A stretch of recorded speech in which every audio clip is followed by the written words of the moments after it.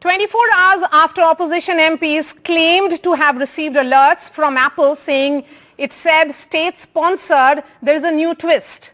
The person who has shared that on his Twitter handle is joining me live. Sanjeev Sanyal is the member of Economic Advisory Council of the Prime Minister. Mr. Sanyal, appreciate your time.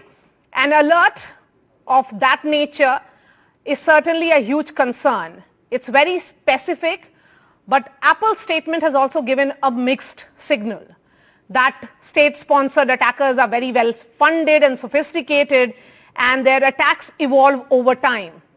And at the same time, they say that it may be false alerts as well. But you are talking about a larger conspiracy which is linked to George Soros. Why? Well, I mean, I've just raised some common sense points. I'll tell you what my common sense points. It's nothing to do with my, knowledge of technical aspects of cyber hacking and cyber security. Most of my points are just by reading through the messages that were sent and the alerts that were sent also separately on the phone, which are somewhat different. So let me say that when this notification comes, if we just read the notification, the language itself is very strange. It uses things like, you are being attacked, let me quote, because of who you are or what you do.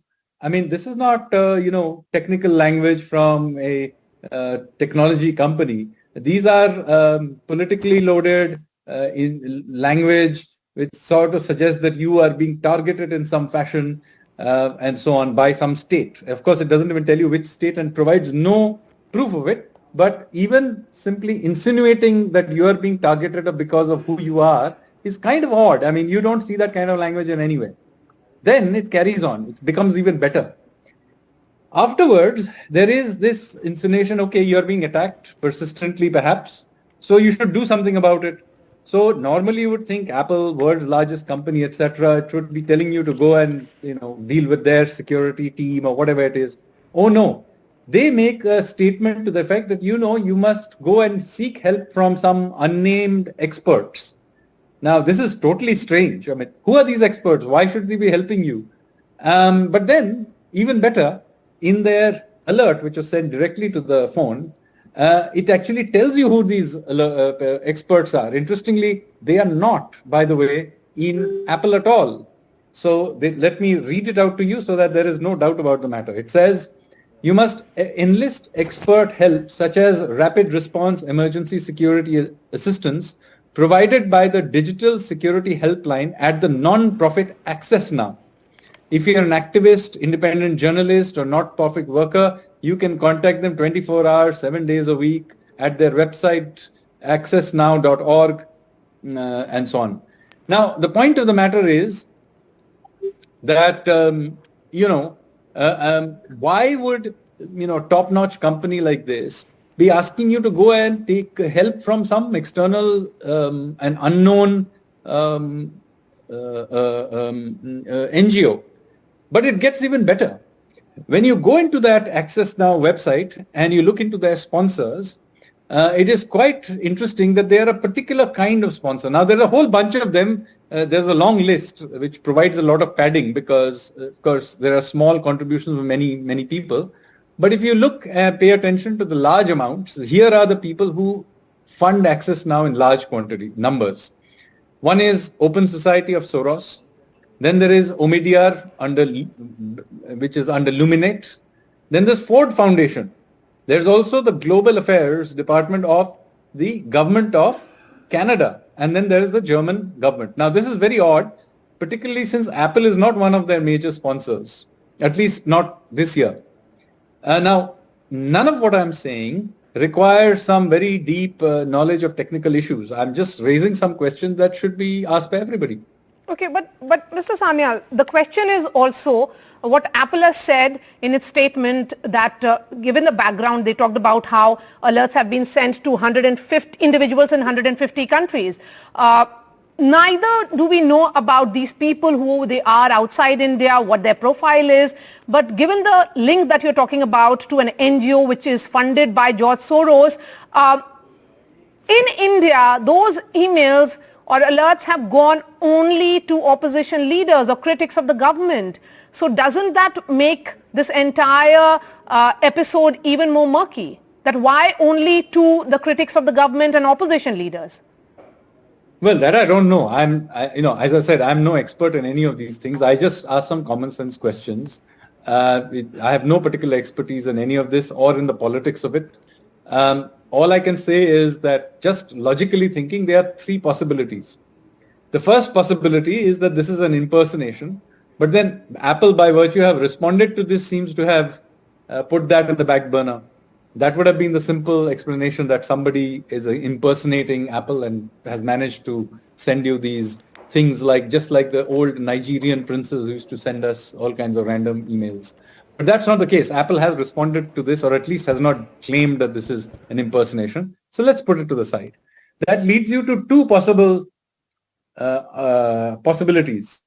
One, that Apple has actually outsourced its technical security systems to an NGO.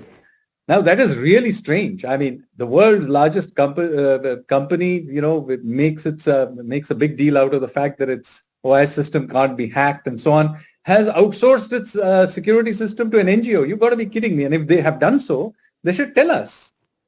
Then Absolutely. The third thing is that the third possibility, which is actually a possibility, I don't know how this thing, is that Apple's security team has been infiltrated by some agenda-driven groups that are now driving many of the activities it has done. I mean, we saw that happening earlier with Twitter.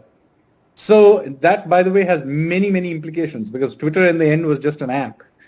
If there are people who are agenda-driven running their security systems, then they can then hack into anybody's system. They may have made a fuss about sending messages to certain groups, political groups in India, but frankly, they have then capability of hacking all our phones, reading all our messages. Since now there is no sanctity to their promise of protecting our privacy, they can do all kinds of things. Mr. Sanyal, since we are talking about this tech giant, many are reading the statement that was issued yesterday as adding more confusion to what is being seen and claimed by opposition as an episode of snooping by the government.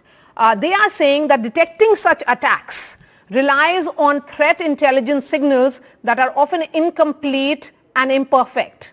Also, some are undetected.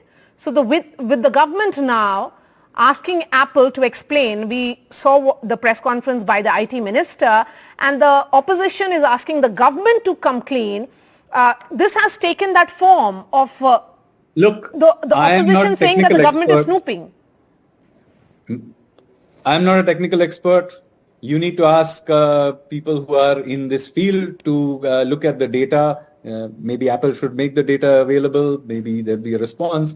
I have no capability of doing all of this, nor were the questions that I raised have anything to do with the technical issues at all. I was just raising some common sense questions, by the way, which is not even related to my area of work.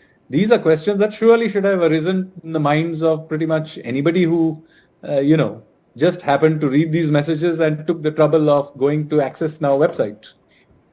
My last question to you before I let you go.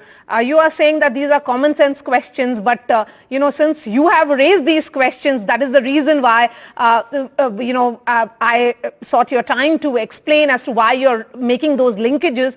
Mr. Sanyal, my question is, because of what is happening right now, do you think it is now completely the onus on Apple to ensure that it comes clean? Because this is only adding to the larger conspiracy theory which is doing the round. Absolutely. This onus is certainly on Apple to explain what on earth is going on. Either they tell us that it's an impersonation and something has gone wrong, or they tell us that their systems have been outsourced now to an NGO. That is also fine, by the way. I have no problem. That's their corporate policy. They should just tell us that, from here on, your Access Now will decide your security systems, which is fine. With those buying Apple products will be aware that some random NGO has access to their security systems and take their call. I mean, I have no problem with that, except I'm rather, those who use Apple products may have different views on the matter, but, you have not told us this. And third, the real possibility that there is a serious infiltration of their security systems by agenda-driven people, which, as I said, has happened in the past with other agencies which we know of. And there's the famous case of Twitter, where we know from their internal conversations what they were doing to manipulate various things. So this sort of, any of these possibilities is worrying. All right, Sanjeev, I Sanyal. have no way of knowing which one is true, and nor is it actually my job to look them up. I just tweeted this because I was somewhat puzzled by the whole thing, just like everybody else. All right, Sanjeev, Sanyal, really appreciate your time. Thank you so much for sharing your thoughts with NDTV.